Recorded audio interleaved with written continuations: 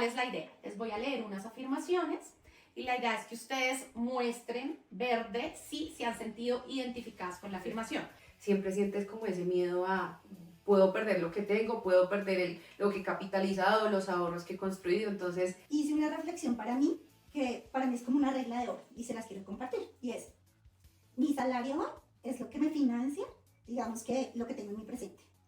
Mis inversiones es lo que me financia mi futuro. Y los emprendimientos o el emprendimiento que tengo es lo que me va a financiar el legado que quiero dejar. Estamos dejando muchas cosas sobre la mesa por varios paradigmas que traemos en la cabeza y que nos han enseñado. Lo que mencionábamos antes de una mujer, si está pidiendo más es ambiciosa versus un hombre, si está pidiendo más es un líder, es un negociador. Si seguimos al ritmo al que vamos actualmente, cuando nosotras como mujeres lleguemos a la vejez, vamos a tener un patrimonio menor que el de los hombres en cerca del 32%. Bueno, y ahora vamos al bloque más controversial de todo el episodio del dinero, y es cómo manejamos el dinero en pareja. Hot, hot. Está picante. Importante.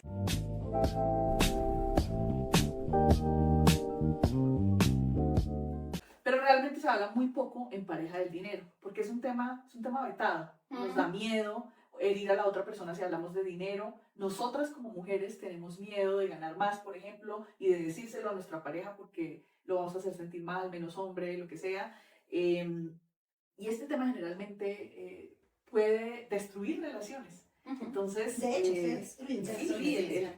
a veces decimos el amor es suficiente para todo, pero realmente no, porque la pareja es como una empresa y en la empresa se tiene que mirar todo, los sueños, cuál es el objetivo común, cuáles son los objetivos personales, cómo nos desarrollamos, pero además cómo manejamos el dinero de la pareja. Entonces yo preparando el episodio escuché como muchos otros episodios de otros podcasts que me encantan y realmente es terrible la cifra de mujeres que no hablan de dinero con sus parejas, que se cierran. Está en el grupo de mujeres que la pareja los mantiene, entonces ahí cero conversación de dinero. Está la pareja la mujer que quiere ser la mujer feminista, que dice que el feminismo es 50-50 y vamos por mitades, entonces eso también daña la relación de pareja. O está el otro extremo donde la mujer gana más o quiere hacerse cargo de todo, porque ahí están las mujeres que, y en algún momento todas sufrimos de el síndrome de querer salvar el mundo, ¿no? Que yo me quiero hacer cargo de todo, de los problemas financieros de todo el mundo. Hablando de esto, en tu experiencia y siendo esa persona que más maneja el riesgo, que más control tiene de sus finanzas, bueno, Dianita también, pero ¿cómo se diseña esa vida financiera en pareja, o al menos en su experiencia? ¿Cuál es la mejor forma de hacerlo y qué le ha funcionado? Y bueno, yo creo que acá lo importante es saber que seguramente para cada pareja va a haber un mejor escenario, ¿no? Hay personas que si los dos trabajan, suman los dos ingresos, los meten en una bolsita y de ahí sacan para todo. Hay otras que he conocido que, no sé, una persona súper gastadora y la otra súper juiciosa administrando dinero, entonces como que las finanzas quedan en la cabeza de una sola persona. O sea, hay un montón como de escenarios. Yo les voy a contar el mío, o sea, lo que yo aplico con mi esposo, y es nosotros desde el principio empezamos a ver nuestro matrimonio como una alianza y no como una fusión. Y esto significa que acá hay una parte que es conjunta, pero hay cosas que están separadas. Y aquí viene una opinión impopular, porque cada vez que yo la pongo sobre la mesa, normalmente la gente reacciona. Los 4 fijos que están viendo esto son nuestros esposos, están ahí. Te amo. Pero nosotros firmamos capitulaciones antes de casarnos y eso es algo que es muy popular para la sociedad. ¿Y qué escuchábamos nosotros? No se han casado y ya están pensando en divorciarse. No le van a meter ganas, ustedes ya están buscando un plan de salida. Y no, o sea, nosotros lo charlamos, no fue una conversación fácil. No, nosotros no nos casamos tan jóvenes, nos casamos ya pasados, entrados los 30, entonces digamos que de alguna forma ya cada uno había hecho un patrimonio, tenía cosas diferentes. No fue una conversación fácil, pero sí fue una conversación muy interesante porque también fue el tema, oiga, nos amamos, vamos a procurar que esto dure para toda la vida. Pero ¿qué pasa si esto no funciona? Tenemos que amarnos también a nosotros mismos y buscar una opción de cuidarnos. Y 2 días antes de casarnos, nosotros estábamos en una notaría firmando las capitulaciones. Entonces, esto es algo que a la gente normalmente le suena como este matrimonio está raro. Y no es porque uno tuviera más que el otro. era también como esa visión de ser transparentes, de ser responsables. Y si tú habías trabajado mucho digamos que antes de conocerse por algo, pues el día que nos separáramos tampoco era justo que todo fuera partido por mitad. Otra cosa es lo que ya está pasando, digamos que en nuestro matrimonio, ya estamos trabajando en conjunto. ¿Y cómo lo manejamos nosotros a nivel general, Vivi, para responder tus preguntas? Yo no soy tan juiciosa con el Excel, a mí se me da una flojera, o sea, yo sé cuánto tengo en mi saldo de mi cuenta, pero no soy tan juiciosa llevando los gastos. Mi esposo sí, mi esposo es muy juicioso. Entonces tenemos una cita mensual que es cero romántica, pero pues nos sentamos frente al computador, tenemos un Excel donde nosotros tenemos como una definición de escoger o plantear cuáles son los gastos como pareja. Entonces tenemos un Excel donde tenemos los servicios, los gastos del perro, que es un montón de plata, gastos, salidas, y tenemos como una cajita donde cada uno, según la proporción de sus ingresos, nosotros probamos el 50-50, no nos fue tan bien, entonces nos fuimos con proporción de ingresos y nos ha funcionado, y donde en realidad cada uno, según la proporción, coloca ese dinero y de ahí sale todo lo que es lo de la casa. Salidas a comer, salidas a cine. Ojo, esto no significa que si algún día alguno quiere tener un detalle con el otro, de invitarlo a comer, de invitarlo a almorzar, no lo hagamos. Pero acá digamos que lo importante de esto es que se cumple con esa obligación de cubrir como las cosas de la casa, pero el dinero que queda frente a los ingresos de cada uno es dueño de esos ingresos. Ninguno tiene la responsabilidad de pedir permiso, decir, es que me quiero comprar tal cosa. ¿No? Cada uno maneja su dinero, los saldos que tiene, si se va a endeudar o si necesita un crédito para cubrir algo que vamos a cubrir, comprar en conjunto o algo que se quiere individual, y lo manejamos. Y así por lo menos estos 7 años nos ha funcionado. Pero no, yo aquí ya les revelé y les conté mis cosas y me gustaría escucharlas porque seguro voy a aprender un montón de ustedes. ¿Cómo es esa relación de dinero, poder y amor que tienen ustedes? En mi caso en particular, yo lo he dicho varias veces, pero me divorcié y bueno, ahí fue un desastre, porque antes de eso yo era fan del 50-50, porque como me creía pues feminista y entonces vamos a poner todos igual, y luego cuando empecé a ganar un poco más que mi pareja en ese momento, fue un desastre para la relación. Y entonces yo dije, ok, entonces yo voy a poner más. Eso es peor porque termina opacando como una masculinidad, sobre todo cuando de pronto El ego. el ego, La la pareja no tiene como tan claras ciertas cosas y esto es muy común, no estoy atacando a los hombres porque esto nos pasa a todos, pero eso me pasó en particular a mí, entonces yo 50-50 cancelado. Creo que estoy más alineada con su filosofía actual y es tener individualidad, tener un plan de desarrollo personal y mantenerlo, pero también tener esa empresa en pareja que tiene unos gastos fijos, pero además que tiene unos gastos de inversión para el futuro, para poder crecer esa compañía.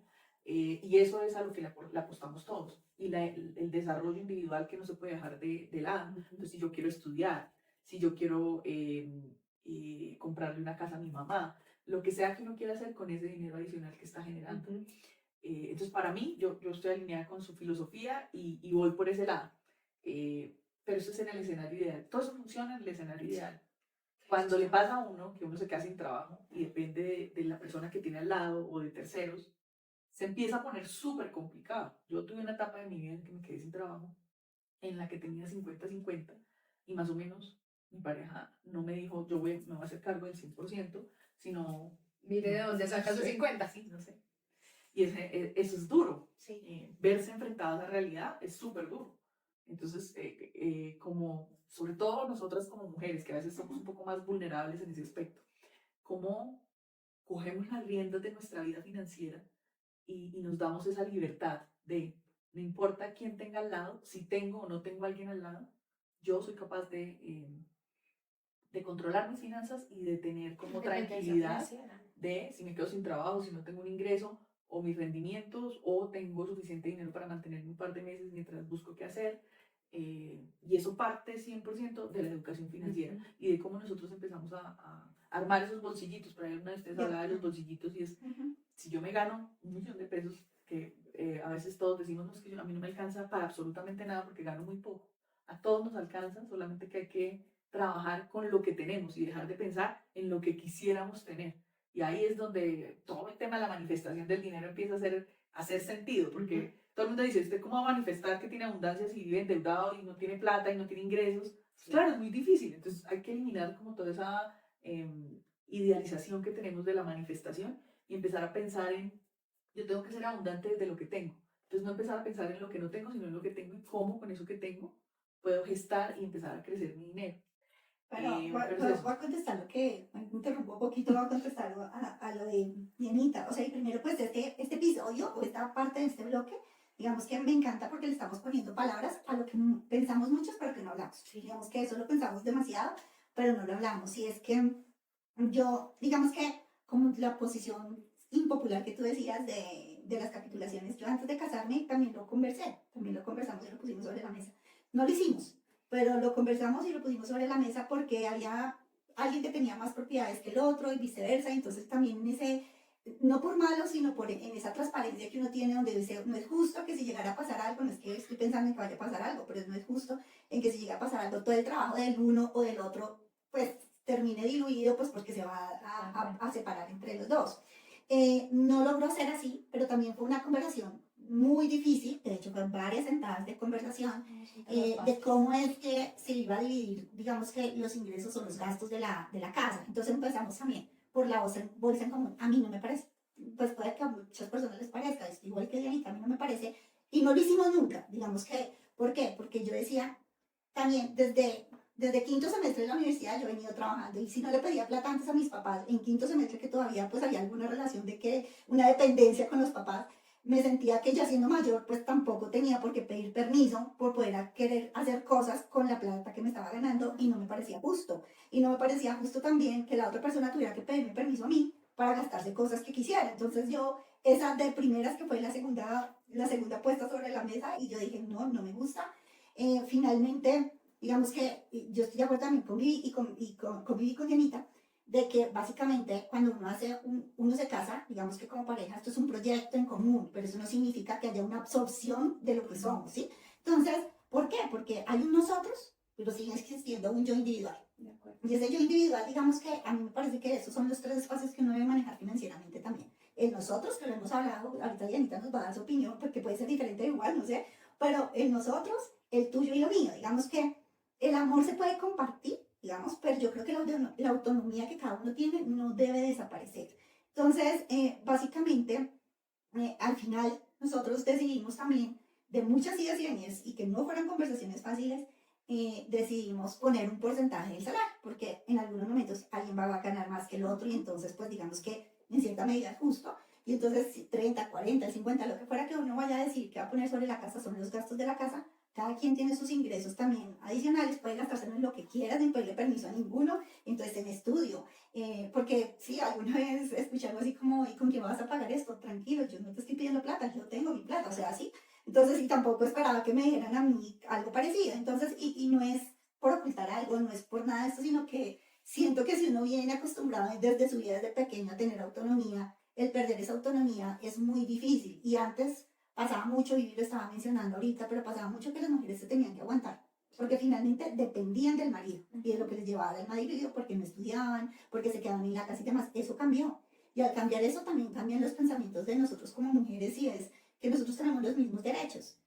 Que ahí vamos, ahí voy yo en mi historia, no sé qué vaya a pasar porque no me ha pasado, pero me lo he cuestionado, el tema en que en algún momento me quedé sin trabajo. Sí, a ti ya te pasó, a mí ya le pasó, a mi Dianita, pero a mí no me ha pasado, gracias a Dios, no me ha pasado que me haya quedado sin trabajo. En algún momento me quedé sin trabajo, pero duré un mes, o sea, menos de un mes, digamos, y en ese momento mi esposo me dijo, no te estreses, que yo pongo lo que está aquí. Claro, yo pensaba y decía, no, no, o sea, esto les estoy confesando lo que yo pensaba, pero no sé qué va a pasar en la práctica cuando esto pase. Y es, yo pensaba, no, no sé, no me siento cómoda en ir a pedir plata por algo, sí, porque nunca he dejado de trabajar, o sea, vuelvo y digo, ni siquiera con mis papás, yo manejaba mi propia plata. Entonces yo decía, va a ser difícil para mí, pero también después lo pensé un poco mejor y dije, venga, pero nosotros tenemos inversiones en común. O sea, hicimos unas inversiones en común que nos están generando unos dineros, entonces esa plata, pues a la final, eso es como si fuera de cada uno. O sea, si es el caso, se veía mitad y mitad y uno coge la mitad para sus gastos, sus cosas sin tener que pedir permiso para nada. Entonces, sirve también tener esos planes B y esos colchones para el caso de que eso pase. Pero vuelvo y repito, puede que todavía no lo he vivido así al 100%.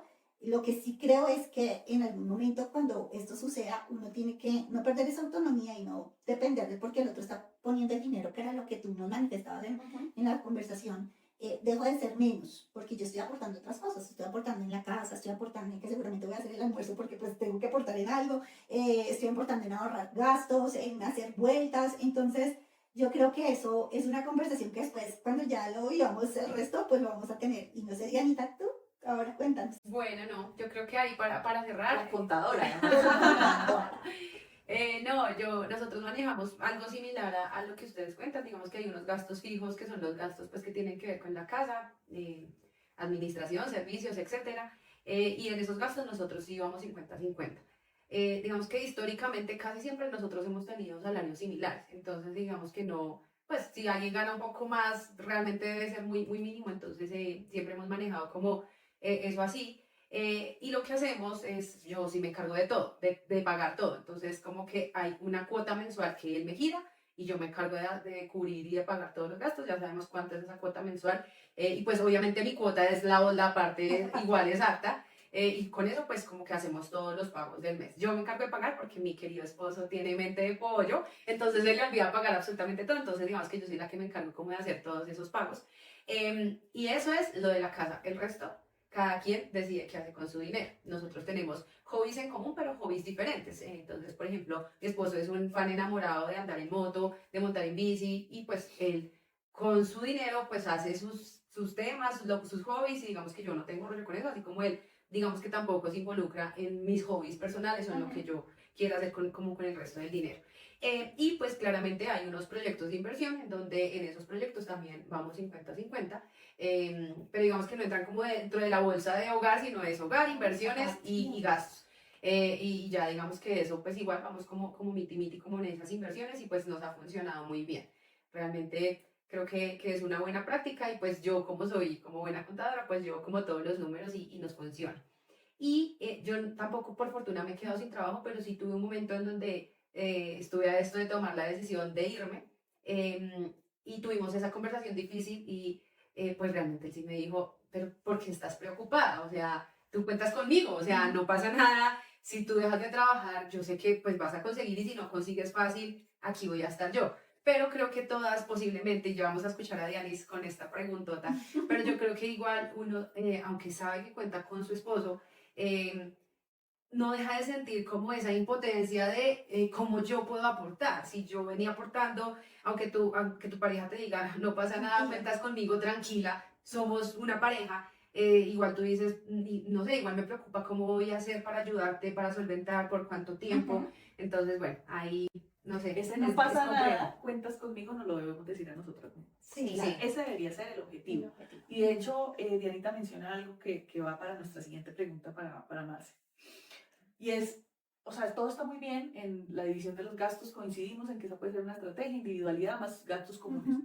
Pero cuando hablamos de los gastos comunes, que hablamos de un 50-50, ¿qué pasa cuando la mujer gana la mitad? ¿Sí? O cuando está desempleada, o cuando es al revés. Entonces, ¿cómo se maneja ese tema alrededor de la pareja y en las finanzas personales? Entonces, no me va a quedar nada para mí porque me va a tocar casi que poner todo para igualar lo que gana mi pareja. Y venimos hablando que los hombres generalmente ganan un 19%, casi un 20% más que las mujeres, históricamente. Entonces, la pregunta, Marce, es, cuando una mujer deja de generar ingresos, ya sea porque se quedó sin trabajo, porque decide renunciar a un trabajo que no le está haciendo feliz, o porque simplemente se gana muchísimo menos que su pareja, ¿qué debería tener claro internamente para no perder esa autonomía y esa libertad que genera a veces tener ingresos propios? Esa pregunta me toca y me toca más de lo que yo quisiera, y es, para los que no son como tan cercanos a nosotras, yo en el 2023 tenía un súper trabajo, o sea, estaba trabajando en un banco muy grande del país con un salario que era bastante interesante, pero las condiciones de ambiente, de liderazgo para mí no eran sostenibles. No duré ni el año, o sea, yo internamente me enfermé, bueno, me pasó de todo, y hubo un momento, me acuerdo perfecto, fue un domingo, que yo me senté a hacer cuentas, dije, yo puedo vivir unos meses sin este trabajo, ya no doy más. Obviamente lo conversé con mi esposo, una conversación no tanto o sea, fue más como de contarle, ¿no? Esto es lo que estoy pensando, porque yo ya llevaba mi Excel y yo ya tenía la tranquilidad de que yo me podía cubrir, digamos que podía cubrir más o menos un periodo de 6 meses sin generar ningún ingreso adicional. Y me pasó lo que estabas contando, Dianita, de Jason, y es que la respuesta de mi esposo fue muy linda, fue muy, que nació de su generosidad y del amor y es tranquila. Nosotros tenemos entonces, pues como les digo, la regla de aplicar porcentajes de ingreso para poner dinero. Y si tú te quedas sin trabajo, pues no hay ingreso. Entonces no te preocupes que con mi salario cubrimos todas las necesidades de la casa. Y eso en el papel suena bien. En la vida real, para mí, que yo nunca en la vida había dejado de trabajar, eso fue devastador. O sea, lo entendí, como que me lo llevé, pero el primer mes que hicimos cuentas que yo, o sea, que vi en mi Excel 0%, entré en crisis, lloré, o sea, eso fue la pataleta más grande. Y acá importante es, mi esposo nunca fue como, entonces como yo estoy poniendo, ahora es esto, solo las decisiones las tomo yo, no, para nada. O sea, digamos que seguía existiendo ese ejercicio donde hacíamos una mesa de trabajo en común. Afortunadamente mi situación duró muy poco, fueron como cerca de 3 meses, pero ahí me di cuenta, y eso va muy atado a lo que estábamos hablando en la pregunta anterior, y es la relación con el dinero. Y ahí yo me di cuenta que yo veía en mí misma mi poder de valor dependiendo de lo que yo aportaba en la casa. Y eso fue un tema que me costó y me costó un montón porque era saber que yo seguía siendo importante en la relación. Lo que yo les digo, de mi esposo no tengo la menor queja, o sea, siempre me tuvo en cuenta y todo lo demás, pero como yo tenía que seguir teniendo una voz por mí misma, así no estuviera generando ingresos. Entonces fue muy chocante lo que les cuento. Y bueno, me dejó unas lecciones importantes que les quiero compartir. La primera es lo que les estaba diciendo. Tú no generas valor en una empresa, discúlpame, no generas valor en una pareja en función de cuánto estás aportando.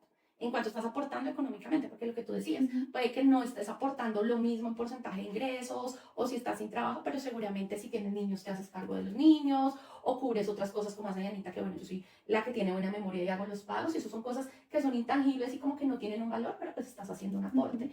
Entonces, quitarse ese chip de que el valor de uno está en función de cuánto aporta en la casa. Lo otro que me parece importante y es seguir haciendo parte de las decisiones financieras de la pareja y de la familia. No porque yo no estoy aportando económicamente, significa que me desentiendo y entonces aquí pueden pasar un montón de cosas, o se puede aceptar un crédito, o dejamos de gastar, o gastamos, no, tienen que seguir siendo decisiones en común, porque es lo que yo les decía. No, para mí el matrimonio no es una fusión, pero sí es una alianza. Y en esa alianza es que hay dos voces hablando. Entonces en ningún momento es desatender eso. Y lo otro es también, pues, pudo haber sido también cómodo decir, bueno, entonces me fresqueo y pues ya están cubriendo lo de la casa, me voy a dedicar a tomarme mi año sabático y a ver cómo fluye la vida. Y a ver cómo fluye la vida y me convierto en señora de las dos y voy al gimnasio y es una decisión súper aceptable también para muchas mujeres que lo hacen. Para mí no era una opción. A mí me gusta tener mi independencia financiera. Entonces, igual si bien tenía el apoyo de mi esposo, lo que les cuento, pues también fue motivante, oigan, tengo que buscar una fuente de recursos, pero también esto me enseñó algo que hablábamos al principio y es que el trabajo, el salario no puede ser la única fuente de ingresos. Ahí empezó un proceso que todavía estamos como revisando y materializando, pero es cómo buscar un plan B para generar ingresos y yo creo que esa es una lección que me parece súper importante. Por eso me gustó tanto lo que mencionabas al principio. Puede tener todos los huevitos en la misma canasta. Y de hecho, siguiendo con lo que dicen ustedes y con lo que estaba diciendo Dianita, hay muchas actividades en el hogar, muchas acciones, muchas responsabilidades que asumimos que tienen mucho valor, pero que no se cuantifican.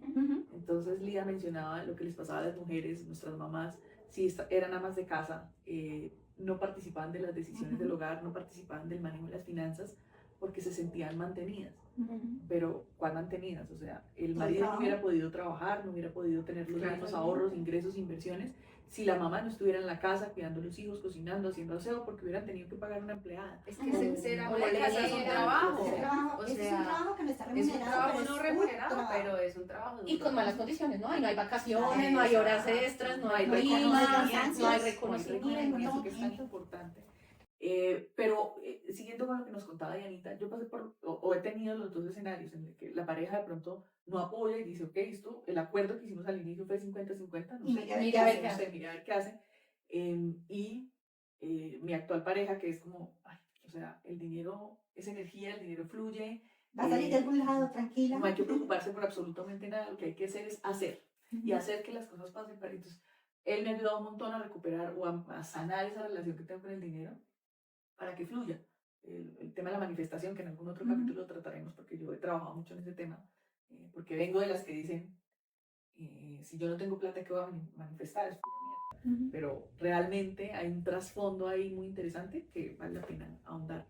Entonces, creo que sobre todo como mujeres tenemos que tomar las riendas de nuestras finanzas y no solo para poder aportar en la pareja, porque puede ser que tengamos una pareja súper amplia que nos diga no tienen que aportar nada, yo me encargo de todo y está bien, pero eso no quiere decir que yo no haga nada por manejar mis finanzas, por tomar control, por tener claro cuánto me ingresa, cuánto me sale, qué estoy haciendo con ese dinero, cómo estoy aportando en la relación, si viendo en los gastos diarios, entonces en una inversión.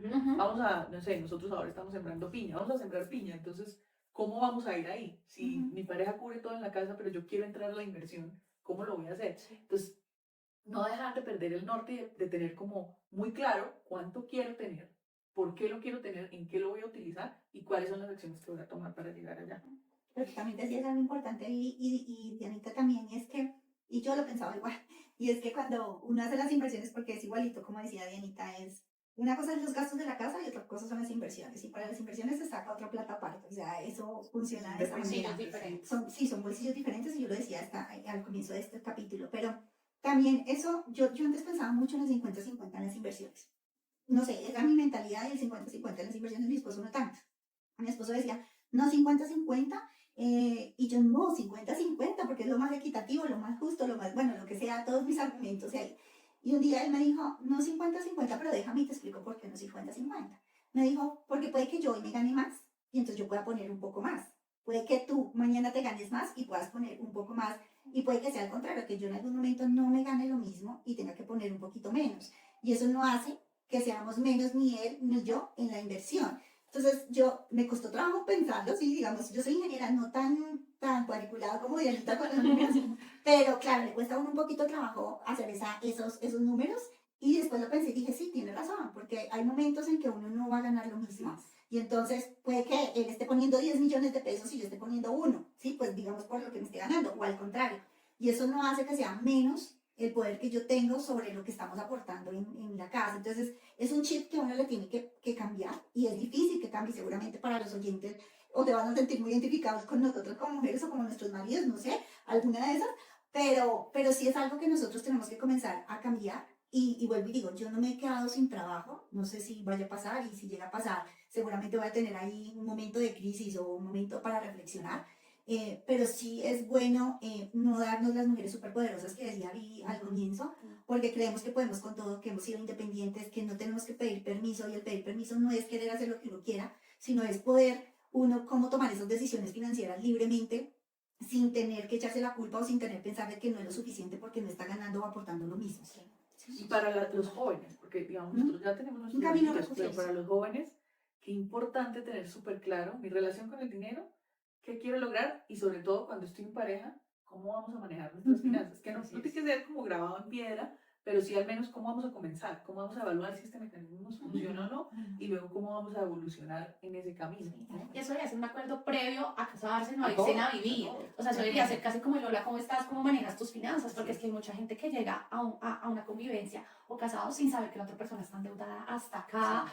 Hay que hablar, porque esas son conversaciones que no son tan chéveres, pero hay que darlas. Y eso garantiza que cuando le suceda a uno cualquier circunstancia que no se espere en el transcurso de su vida, sepa uno a quién tiene al lado, con quién cuenta, porque eso solo se sabe si se conversa previamente. Si no, cuando llegue el momento uno no sabe cómo va a reaccionar la otra persona frente al apoyo. Aunque yo soy firme creyente que las mujeres tenemos que tener control de nuestras finanzas 100% sin depender de nadie y sin esperar nada de nadie, porque esperar de los demás nos genera mucho dolor. Entonces, al final es qué espero yo y cómo yo misma me doy tranquilidad de lo que pueda llegar a pasar, que puede ser todo. Y miren que hay un rol importante, y es claro, uno tiene que hablar desde el inicio con su pareja, y no solo con su pareja. De hecho, esto debería ser algo que, claro, su pareja porque es la empresa, pero igual a su familia. Hablamos de nuestras hermanas, y creo que coincidimos muchas en que nuestras hermanas no son las más juiciosas financieramente. Bueno, pero yo siento que esto es algo que uno debería enseñar, o sea, desde lo que uno sabe que le ha funcionado, debería enseñarlo, porque no todo el mundo nace con ese chip, y no a todo el mundo se le facilita, ¿sí? Entonces, por ejemplo, yo con mi esposo, cuando éramos novios muy chiquitos, o sea, yo creo que llevamos, no sé, meses, y él era muy descontrolado con sus finanzas. Y llegó un punto, imagínense pues el nivel de confianza y la confianza de que él sabía que yo apenas estaba en la universidad, o sea, yo ni siquiera todavía me había graduado, pero me dijo como, yo no la logro, manéjame tú mi ingreso y ayúdame a pagar. Y me entregó su tarjeta de débito. Wow. Y me dijo, hazme tú los pagos, ayúdame. Y yo le dije, pero ¿estás seguro? O sea, me parecía como too much, además, pero fue él quien me dijo, enséñame porque no la logro. Se me está yendo el dinero en no sé en qué. Entonces nosotros tuvimos un periodo de tiempo como de, yo creo que unos 6 meses, en donde, sí, llevando muy poco, como les digo, pues ya nosotros llevamos un montón, pero ahí eso era recién. Yo le administraba, entonces él recibía el ingreso, yo le pagaba todo lo que tenía que pagar, ni siquiera vivíamos juntos, nada, él tenía su casa, vivía con su hermana y etcétera, pero entonces yo le pagaba las cosas del mes, no sé qué, y le daba lo que era para el transporte, porque en esa época era bus, La mesada. universidad, literal, Se me literal. como una empanada por día, no le hago todo. Todo lo de la comida, cerveza, No, por supuesto. Ay, por supuesto. y eso le sirvió un montón, porque como que entendí un poco la estructura del ingreso versus los gastos y el ahorro y etcétera. Y yo, él mismo en su momento me dijo, ya estoy preparado, ya entendí la dinámica, como de qué puedo gastar en qué, no sé qué. Y claro, mira, o sea, yo le estaba haciendo un favor, literal, ahí sí. Pero es eso, como ahí pues es demasiado, creo que eso no se puede hacer con todo el mundo claramente, pero siento que es un tema como de cómo enseñar, también decir, venga, usted puede. De hecho, tuve una conversación aquí con amigos en común, en donde también tengo un amiguito que no es muy juicioso con sus finanzas. Sí, No vamos sabemos a quién decir es. nombres, pero Ay, yo le no decía, sé. no, Ahorita detrás de cámaras. censurado. Pero teníamos como la conversación de, ven, tú no, o sea, si no tienes claro lo que estás ganando, lo que estás gastando, venga, si nos da pereza un Excel, lo que sea, no seamos tan cuadriculados, pero tienes que tener alguna herramienta o alguna forma que te permita poder manejar mejor tu dinero. Y le quedó sonando. Y empezaron a hacer algunas cosas. Entonces luego me decía, qué bacana esa conversación que tuvimos. Entonces mira que simplemente con el hecho de compartir cosas que de pronto te funcionan y de tratar de llevar a la gente como a esa onda de que no es solo recibir, meter en el bolsillo a sí mismo, gastar, yo creo que eso es muy importante y que deberíamos hacerlo con nuestro entorno. Oye, Diani, en Mujerón nos apoyamos y ya que mencionamos que tienes un emprendimiento, ¿por qué no nos das el arroba para que la gente que te quiere buscar, hacer su declaración, tener consultorías financieras? Claro que sí, entonces pueden seguirnos en @declaración de rentacol, ahí con mucho gusto los asesoramos en todos estos procesos tributarios, eso que no nos gusta mucho en los agostos, octubres, de tener que pagar esa declaración de renta, pero bueno. También puedes hacerlo en Mujerón si llegas a tener dudas y preguntas, ahí también estamos pendientes. Oigan, y ya que estamos hablando de redes sociales, por favor, suscríbanse a nuestro canal de Sí, YouTube, por favor. síganos en nuestras redes sociales, en TikTok, en Instagram. Por favor, no dejen de seguir. Utilicen las suscripciones que vamos a tener capítulos muy interesantes para ustedes. Bueno, y ahora, como siempre, nuestra sección favorita de los episodios y es Mentalidad On. Y este Mentalidad On va a estar full enfocado en educación financiera. Ya Dianita, con todo su expertise y background, nos dio algunos tips y algunas red flags, pero la idea es que acá los concretemos, que cada uno asume lo que ha aprendido, digamos que a lo largo de su proceso. Entonces me gustaría arrancar contigo, Milida, y es preguntarte, ¿qué hábito financiero te da claridad total y recomiendas empezar ya mismo? Bueno, yo tengo dos herramientas que les quiero compartir para que las puedan usar y pues obviamente la adapten como quieran, pero hemos hablado de los Exceles en pareja, de que somos individuales y demás, entonces yo lo que hago es que no lo hago todos los meses porque, vuelvo y digo, yo soy un poco más consciente como de lo que me gasto y de lo que me ingresa y demás, pero sí, lo que trato de hacer es cada 3 meses hacer una cita conmigo misma. O sea, yo misma me cito, tú te citas con tu esposo cada mes, pero yo me cito yo cada 3 meses y lo que hago es revisar mis números, ¿sí? Y comienzo a decir, es como una junta directiva personal.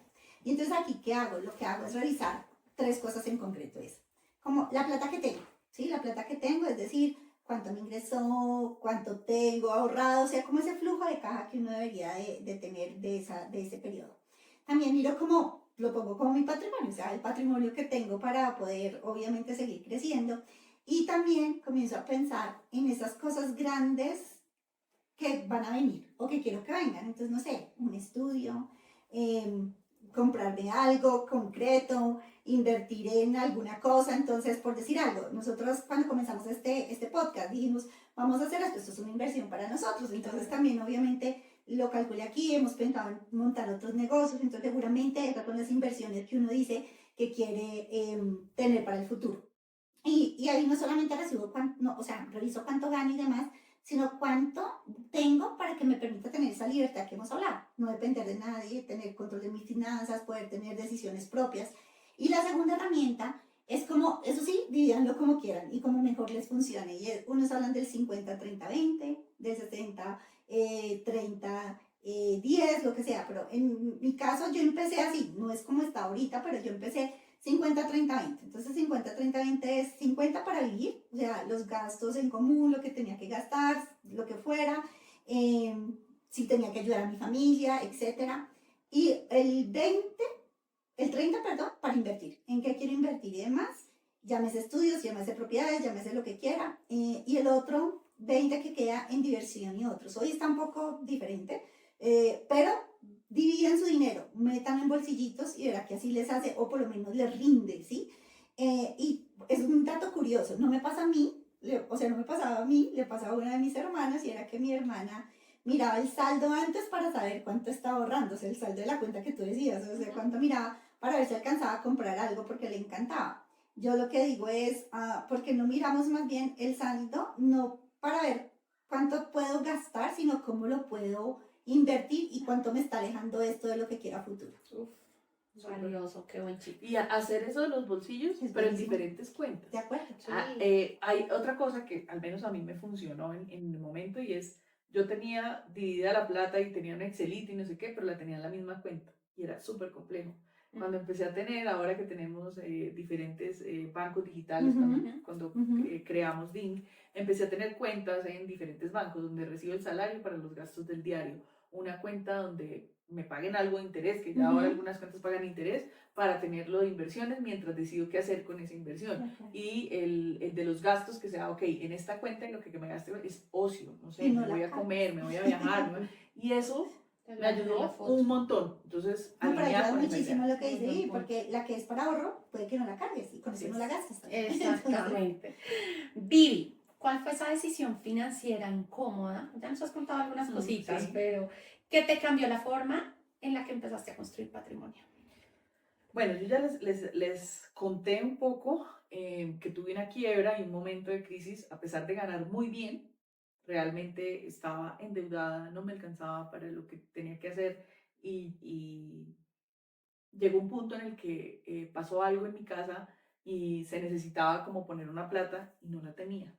Y yo, siendo como la que siempre llegaba a resolver todos los problemas financieros o de cualquier tipo en mi familia, eso me generó como un alto en el camino y un punto de quiebre y dije, no más, no puede volver a pasarme, porque eso no es ni bueno ni malo, uno querer ser el salvador del mundo, ¿no? Pero tiene que ser conciencia de hasta dónde debe ir y cuándo no. Pero a mí me genera felicidad como estar para apoyar a mi círculo cercano, a mi familia. Entonces fue como un punto de quiebre y en ese momento decidí tomar las riendas de mis finanzas. Me pasaba lo que usted mencionaba como red flag, me daba pavor hacer un presupuesto y entrar a mirar, como hacer un punto de partida y decir cuánto realmente debo, cuánto tengo que pagar en deudas mensual, cuántos son mis gastos diarios, cuáles son esos gastos hormiga, cuántas suscripciones tengo que no uso y que no me están generando valor, que sí, cuántos cafés me estoy tomando a diario por fuera que me están generando como una salida de dinero que es innecesaria. No sé, o sea, un montón de cosas que me puse a revisar y hacerle cara a eso es brutal. O sea, creo que ese fue el ejercicio más duro que hice en toda mi vida frente a las finanzas, como enfrentarme y decir, qué desastre. O sea, de verdad. Soy un desastre en esto. Entonces, el primer punto fue como reconocer que ganar bien no es tener finanzas buenas y que hay que hacer como esa, es frentear la situación y coger el toro por los cuernos. Y creo que ahí empecé a tomar decisiones. Y luego hacerlo, porque es que hacerlo no es tan fácil, es lo de los bolsillitos. Yo empecé diciendo, sí, voy a hacer el Excel y no sé qué, y me gastaba toda la plata y al final se frustra uno y entonces no sigue. Y ahí es construir disciplina frente a lo que se está haciendo y hacer como cosas pequeñitas que me generen como esa satisfacción rápida de logro, porque si usted tiene una deuda de 100 millones, pues pucha, no la va a pagar en un año, ¿sí? Se va a demorar más. Entonces, esa satisfacción rápida no llega pronto. ¿Cómo hago para generar esa satisfacción rápida? Y bueno, creo que es eso. Y probablemente hay una cosa adicional que quiero mencionar y que a mí me funcionó también, y es tener una cifra que yo llamo mi número de libertad. Lo he venido comentando alrededor del episodio, pero es como, yo no es cuánto necesito ganar, porque el salario no representa esa libertad financiera. Es saber, ok, si yo tuviera tanto dinero invertido en un CDT, ni siquiera hagamos un ejercicio complejo, en un CDT que paga, no sé, el 6% anual, ¿cuánto necesito tener en ese CDT para que me genere el ingreso que hoy yo necesito para vivir tranquilamente? Y ese va a ser mi número de libertad.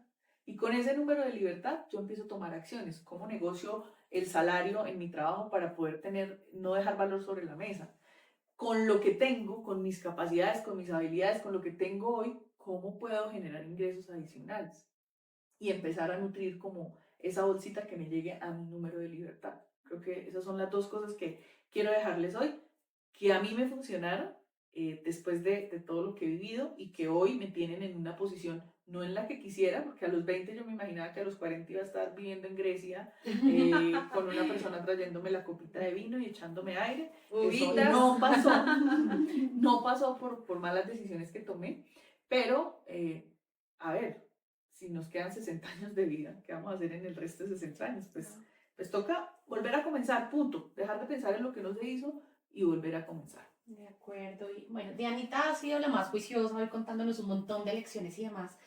Pero si tuvieras que cambiar algo, una decisión que tomaste en el pasado, ¿qué hubieras hecho diferente? Que hoy te tuviera como en un momento económico mejor al que estás. Miriam, y no, yo creo que realmente, pues precisamente por la carrera que estudié y demás, tal vez no me arrepiento de alguna decisión. De pronto ahora la única que podría decir es de no haber invertido antes, ¿sí? Creo que es como la única, pero siento que igual no estoy tarde, ¿sabes? Entonces realmente me siento cómoda, yo como he manejado, digamos, como mi vida financiera. Y lo que podría es darles consejos o aterrizar algunas de las cosas que hemos hablado durante todo el episodio, como para todos los que nos están viendo, pues, y escuchando, que como algunas cosas que pueden hacer que no son complejas, como les decía, no es como, mejor dicho, cambiar el chip y demás y hacer todo diferente, sino pequeñas cosas que nos pueden llevar como a esos easy wins y que nos van a asegurar como una tranquilidad, y es primero, insisto, sí o sí necesitamos una herramienta a las que se le facilite pues para poder mirar a los ojos ese ingreso que estás teniendo y decir de ese ingreso cuánto me estoy gastando, ¿cierto? Hay una segunda, y es hay que ahorrar. O sea, indiscutiblemente yo siento que sí tienes que dedicar una parte de tu ingreso al ahorro, ¿sí? Claro, también a la inversión, y ese es otro capítulo, pero una específicamente también para el ahorro. Ahora, si lo quieres ahorrar, como lo dice Vivi en un CDT, que igual al final también te genera una rentabilidad, está bien, pero digamos que eso yo lo veo más como un ahorro. Y siento que sí debes destinar un porcentaje de tu ingreso a ahorrar. En mi caso particular, cuando yo recibo mi ingreso, me pagan mi nómina, lo primero que hago antes de ver los gastos es sacar el porcentaje de ahorro. Para mí eso es innegociable. O sea, no es como lo que me quedó, lo que... Sí. No. O sea, te recibes un ingreso y lo primero es el ahorro. El resto, bueno, entonces los gastos, no sé qué, y como se supone que tienes un presupuesto y sabes cuántos son tus gastos mensuales, porque vas a hacer el tip número 1, entonces ya sabes de tu ingreso, con el ingreso que tengas, cuánto es el porcentaje que puedes destinar al ahorro. Y en la medida en que vas empezando a controlar tus gastos y a saber como esos porcentajes de los gastos que son fijos, hogar, vehículo, hormiga, etcétera, ya puedes saber cuánto le aumentas a ese ahorro, si es que le puedes aumentar, ¿sí? O si en algún momento determinado por decisiones tienes que disminuirle, está bien, pero no dejes el ahorro en cero. Eso no puede pasar, ¿sí? Porque eso es lo que hablábamos al principio, lo que al final te va a ayudar a construir, y no va a ser ese ingreso líquido que así como llega se va, ¿sí? Y un tercer tip que les puedo dejar aquí, pues como para que lo pongan en práctica, es tener como esas reuniones, que creo que acá sí varias las hacemos, como mensuales, como de ver, venga, ahí sí, tipo junta directiva de todo lo que hice este mes versus el mes anterior, qué puedo mejorar, qué puedo seguir haciendo igual, ¿qué gustos de más me puedo dar? Porque lo que les digo, no se trata de limitarse, pues para eso, ahí sí como decimos todos, me lo merezco, para eso trabajo, ¿sí? Exacto, entonces es como, venga, no, este mes quiero hacer un viaje, quiero hacer algo diferente, está bien, ¿sí? Eso está bien, pero entonces sí tener como esos espacios mensuales o bimensuales, tener un momento ya de aterrizar, como, venga, ¿cómo va mi año financiero?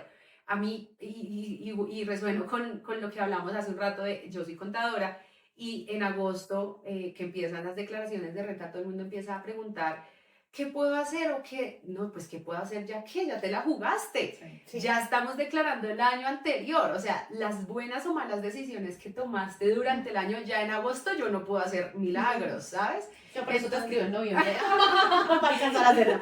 Entonces, tú debes de estar pensando que lo que estás haciendo hoy, estamos en abril del 2026, es lo que vas a tener que pagar seguramente el próximo año, en el 2027. Entonces, por eso es importante, no como que te des cuenta al año siguiente, sino ve haciendo unos cortes en el año, como te funcione mejor, mensual, bimensual, trimestral, no sé. Cada quien pues se puede organizar de una forma diferente para que vayas viendo qué decisiones buenas has tomado y cuáles definitivamente no son buenas decisiones y tienes que mejorar. Bueno, Hay algo que dijo Dianita antes de que pasemos a la pregunta. a la pregunta de Lida, pero es ahorrar y decir, ay, yo saco lo del ahorro. Es tan fácil decirlo y es tan difícil hacerlo, incluso cuando uno gana bien, pero para las personas que no ganan tan bien, mi consejo, algo que a mí me funcionó es, no importa el monto, incluso así sean 50.000 pesos, 20.000 pesos, 10.000 pesos, el efecto mental que tiene ese ahorro de esos 10.000 y que después de 3 meses usted tenga 30.000 ahí, es increíble. O sea, eso realmente le cambia a uno la mentalidad, le cambia a uno, algo se mueve adentro que cambia todo. Entonces, mi invitación es, si nos ganamos el mínimo, ahorremos 10.000 pesos y van a ver, y sobre todo si los ahorramos en una cuenta que dé intereses, 10.100, 10.500. Eso genera algo adentro que cambia las fibras, que cambia el chip y que ayuda a mantener como las estrategias adicionales que son más complejas, ¿no? Y que de pronto si no tienes esa disciplina que dices de que es fácil cuando me veo colgado, voy, cojo de allá, no sé, hay figuras como CDTs, cuentas de ahorro programada, que de alguna forma tú sabes que están, pero no son tocables hasta cierto tiempo. Esas O funcionan. pedirle la ayuda a la hermana contadora o al marido. Mis hermanas me mandan el ahorro, o sea, yo sé que tú no lo vas a coger, guárdame la plata, porque cuando tú no tienes ese poder de que la plata no la puedes tocar, busca ayuda, busca otras maneras.